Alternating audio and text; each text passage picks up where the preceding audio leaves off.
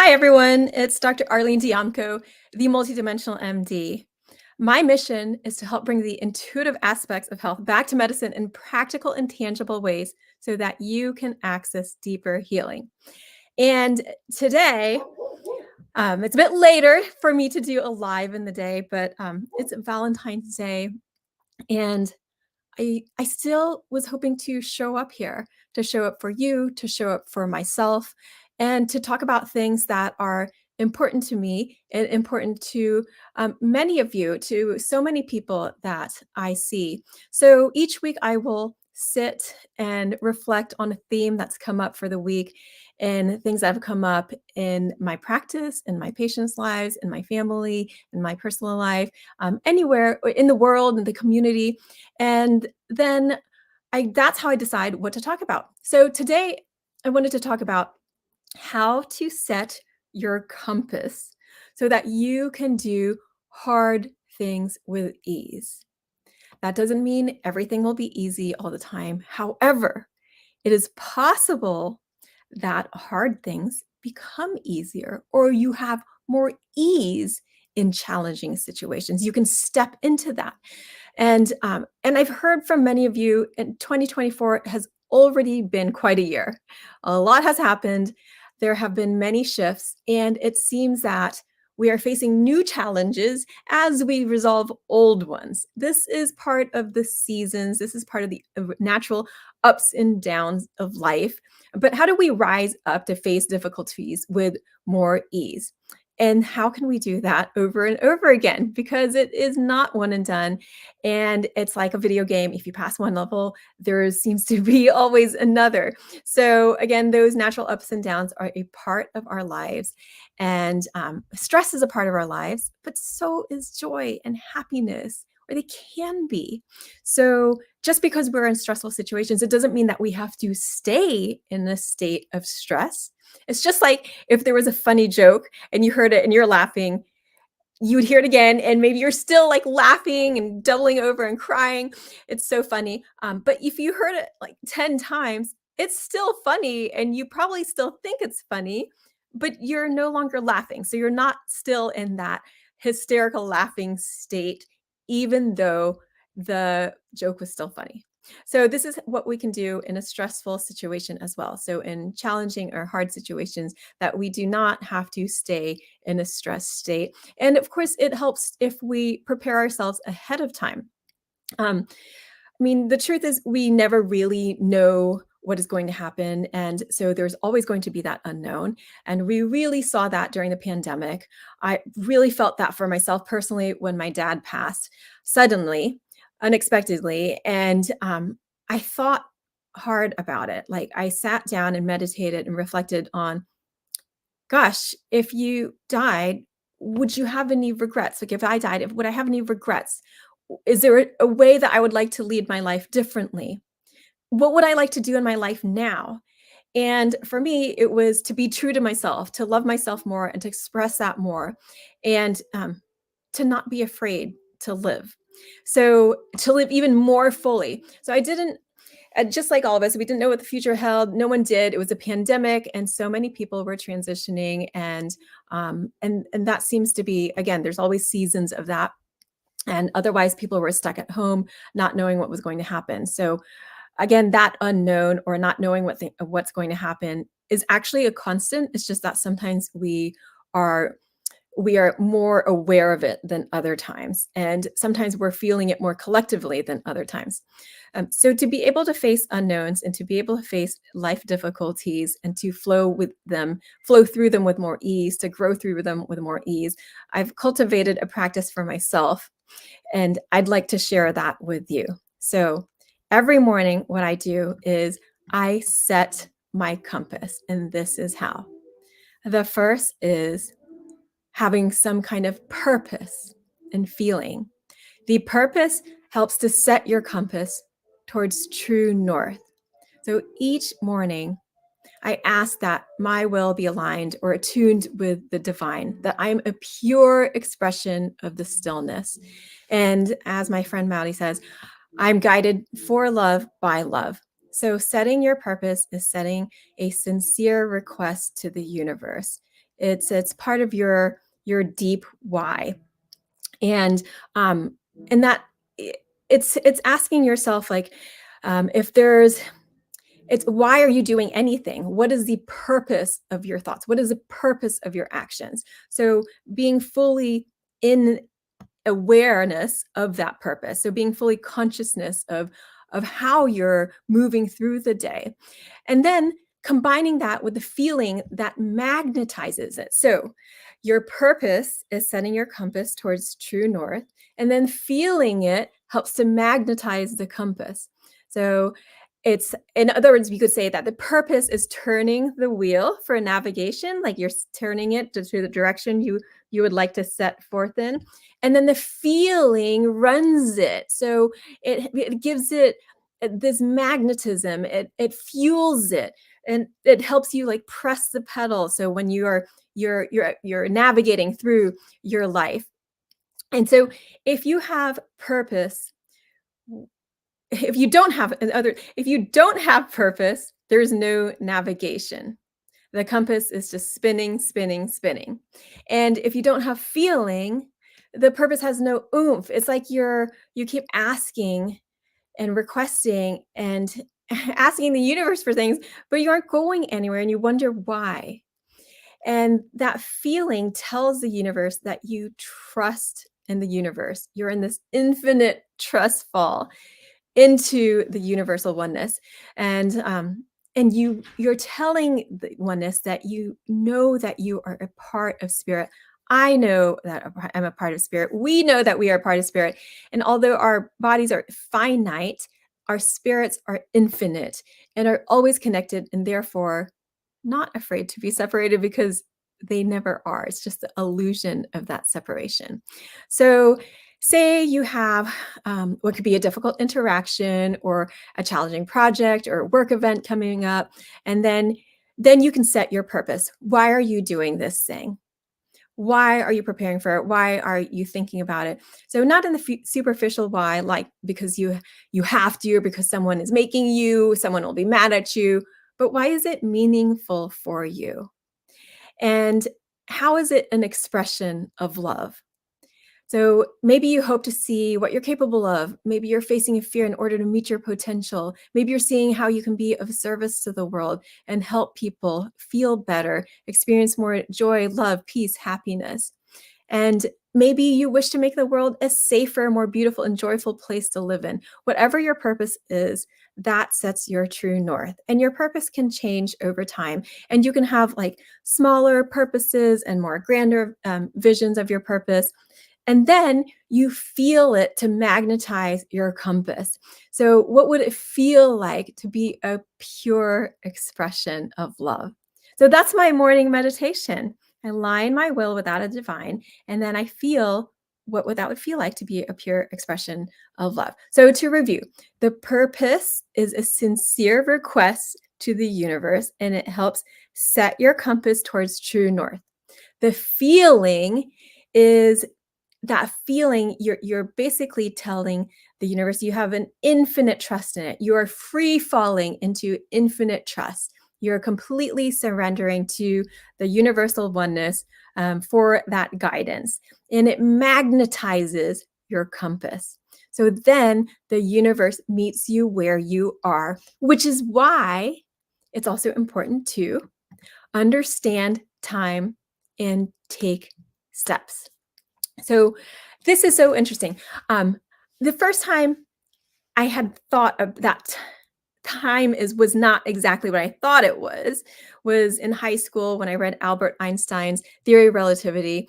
And it talks about the space-time continuum and how time is another dimension relative to the 3D space. So it's hard to really wrap your mind around the ramifications of that all at once.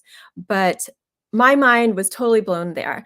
And it continued to be whenever I think about that. So that time is relative, that time is not set, that there's wiggle room in our universe, and there's room for quantum changes that don't necessarily make sense with a linear understanding.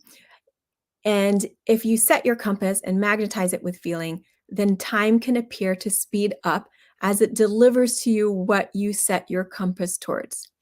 So, but it won't do it without you. You must choose. You must take the steps. And as the saying goes, spirit works with you, not for you. And time is also moving through you. Usually we think that there is this that time we are reaching for it. We are reaching into the future or reaching into the past. But really we ever have is the present moment. So we can't move into the future because we are always in the present. So instead, time has to move through us. And that kind of takes the pressure off of like reaching into something or stepping out of the present moment. It helps you to be more present when you realize that you're always here and you don't have to reach for anything. It's actually being more clear about your compass and being more clear, a clear channel for that feeling so that time can deliver to you whatever you request, whatever you desire. And this starts to step into the ease of it. But you still do have to take some steps. So that's where it does take some courage to take the steps in that is aligned with your purpose. And if you just do one small thing every day for yourself that's aligned with your purpose, and you start to clear your thoughts like that. So, how are your thoughts aligned with that universal oneness? How are they an expression of love? And then, how are your words an expression of love? And then, how are your actions an expression of love? So, you can start to see how if the universe meets you where you are and you are clear in your purpose and in your desire and in your feeling of how you would like to feel, then the universe will help meet you and things will start to time will start to deliver things. It seems like it's faster, but it's just meeting you. It's meeting you where you are in this present moment. So there will be synchronicities. Whatever you are looking for suddenly appears. The person you needed to talk to walks into your life. Whatever situation or event or whatever it is that you need and are looking for to accomplish your purpose, to walk your purpose really, starts to meet you in your life. And with less searching, with less reaching, with really being relaxed and at ease. And this is how time can move through us and we can meet the universe and the universe can meet us. And that's how you can step into the ease of doing difficult things. That's how you can start any projects. You can start, you can have difficult conversations. You can flow through difficult emotions with this understanding of time and taking steps and having purpose and knowing how feeling your purpose helps you. So it's like all these ingredients helps with conscious manifestation. And then we can take some inspiration from kids because kids are so free flowing. And I love Peter Reynolds' children's book, The Dot, which has inspired people all over the world. It's about a girl in art class who doesn't think she's good at anything. And then at the end of the class, she still has a blank canvas. So the teacher tells her to simply leave her mark. So she does by literally marking a dot on the paper. And then the teacher says to her, now sign it. So the next day, the girl is amazed to find that her teacher placed her work on the wall. And it was too easy. It was just a dot. So she decides to make another dot and an even better dot. So she goes on to make many dots and circles, and a whole collection emerges and then goes on display. And then another kid looks at her, at all her dots, and says, wow, I could never do that. And the cycle starts again. So it's all about making your mark. And yes, you can. So it's just taking a step. So that's what that dot represents, is taking a step. And then you do that over and over and over again. But each step in itself doesn't have to be difficult. So that's how you can start to literally step into the ease of doing difficult things. So the last thing I wanted to talk about is this quote from Lao Tzu. The short quote is, "A journey of 1,000 miles begins with a single step." And it really talks about how we can do hard things step by step. But I would like to read you a more full quote so this is from the Tao Te Ching, chapter 64. So it says, "Peace is easily maintained. Trouble is easily overcome before it starts. The fragile is easily shattered. The small is easily scattered. Deal with it before it happens. Set things in order before there is confusion." So just talking about that first part, it's meaning to take a more proactive role and take a more a preventive role. So to take steps to be clear from the get-go, to know your purpose, to feel your purpose, to walk through time with your purpose, and to let the universe meet you and to take steps, to take action with all of that clarity. So then it goes on, "A tree as great as a man's embrace springs from a small shoot. A terrace 9 stories high begins with a pile of earth. A journey of 1,000 miles starts under one's foot. He who acts defeats his own purpose. He who grasps loses. The sage does not act and so is not defeated. He does not grasp and therefore does not lose." So let me stop here again so we can digest that a little bit more. So the first part that I read, "A tree as great as a man's embrace springs from a small shoot." So even great things start with a small idea. And that journey of 1,000 miles starts under one's foot. So everything starts small and takes steps. And great things are done with small steps. Most great things are done with many small steps. And then the second part of that is can be a little, I just want to add some clarity to it because it can be a little elusive. So he who acts defeats his own purpose. He who grasps loses. The sage does not act and so is not defeated. He does not grasp and therefore does not lose. And so part of this is not reaching into the future or reaching into the past, always present, and letting the universe meet you. And the acting is, see, everything is so aligned that there's an ease to it. So there's an effortlessness to it, because when your thoughts are aligned with the divine, when your words are aligned with the divine, when your actions are aligned with the divine, there is no grasping. You know that you're always guided and you feel a clear channel going through you. So you can't really lose because you're constantly listening to guidance.